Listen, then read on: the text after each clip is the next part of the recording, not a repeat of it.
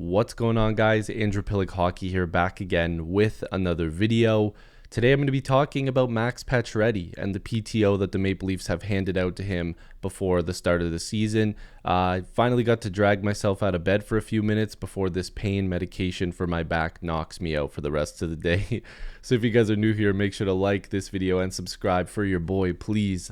I'm on the injured reserve list to start this season, dragging myself out of bed. I can only sit for about 8 minutes, so this is all I've got for you guys right now, so hopefully you will enjoy this video. But like and subscribe for your boy as I go through pain sitting in this chair. But I want to talk about Max Pacioretty for a few minutes. So Max Pacioretty will attend Maple Leafs training camp on a PTO, professional tryout, and this is something that we were kind of expecting. But the follow-up to this was Chris Johnston this morning saying Max Pacioretty will attend Leafs training camp on a PTO. Expect him to sign a contract before the season. So before even seeing how he performs in training camp and even in preseason games, the Maple Leafs are likely to sign him regardless of what happens, to a degree, I'm sure.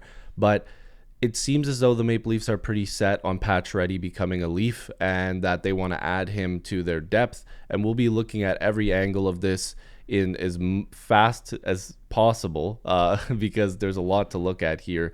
But it seems as though the Leafs are pretty confident that Max Pacioretty is going to be healthy and be able to play for them this season, and that it's not going to be a bad option for them because there's a lot to talk about. And this is the first thing I wanted to just bring up, was kind of the press release to show a couple important notes, and we'll look into his points in a second here. But the Maple Leafs signed Max Pacioretty, as we said, but he's 35 years old. That's a big thing here as well. He appeared in 47 games with the Capitals last season, recording 4 goals and 23 points. He added an assist in 4 playoff games before the Capitals were swept in the first round by the Rangers. Now, the 6'2" winger returned to NHL action this season after tearing his right Achilles tendon for the second time, and again, the second time in January 2023 while being a member of the Hurricanes. And he's coming off a 1-year, $2 million deal. So there's a few things that we have to touch on there. First of all,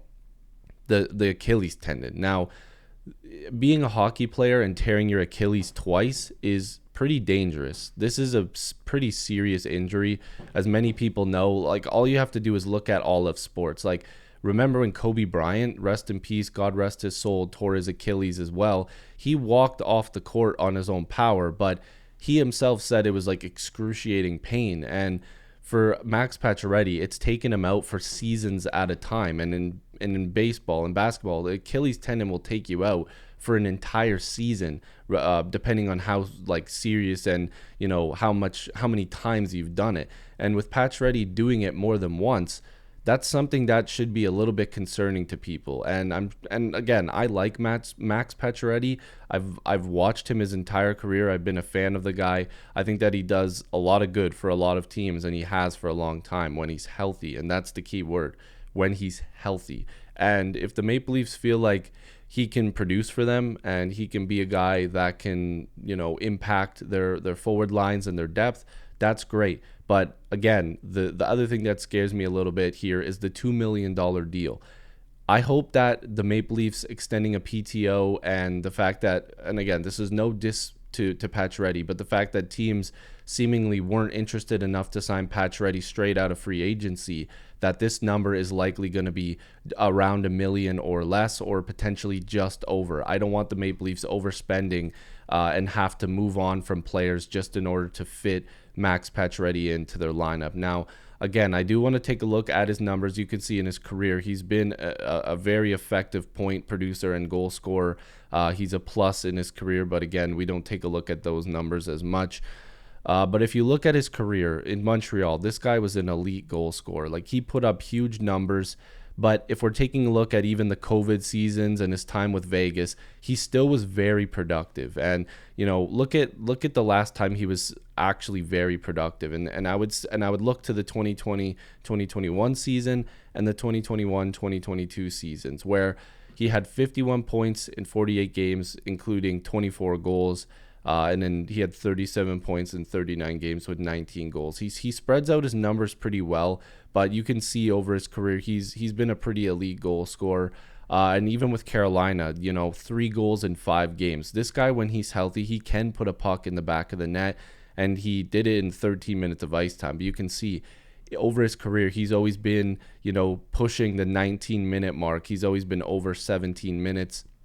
And with Washington, he only played average about 14 to 15 minutes with them, and he only got into 47 games. So the health came in there as well.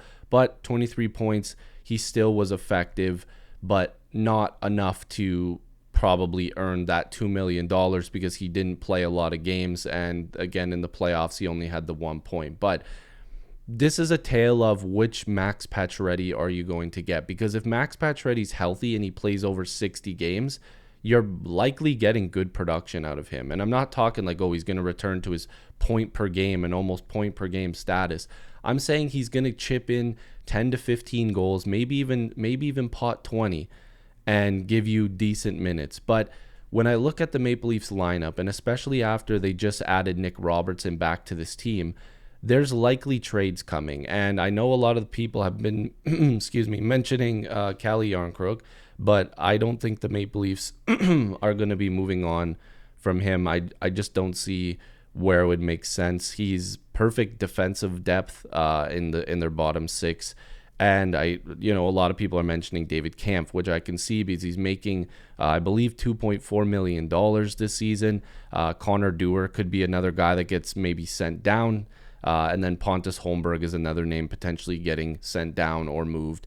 I would rather see him push for a 4th-line center spot. But this lineup here, and I know people are saying Ryan Reeves, but I think Berube will want him in the lineup. This lineup is intriguing because, like I said, where does Nick Robertson fit in? Where does a potential Max Pacioretty deal fit in? And where does a potential Easton Cowan or a Steven Lorentz, who's also on a PTO, where do all these guys fit into the lineup? The answer is they don't. So what's going to happen here? What are the Maple Leafs going to be doing to start the season in order to get this team cap compliant and for it to make sense? So I'm starting to hurt sitting here, so I need to get out of this chair and go back to bed. So if you guys are new here, make sure to like this video and subscribe. Join the squad. Thank you guys so much for the support on the last video. I know I had mentioned the injury to my back in a previous video, and a lot of people were telling me just, get better, and I'm trying my best. It's been mentally and physically draining over the last week or so, and it sucked to not be able to make a lot of content for you guys, and I'm trying my best, but like I said, I just can't. So hopefully you guys understand, and yeah, Max Pacioretty, sound off in the comments. I'll see you guys in the next video or stream. Peace.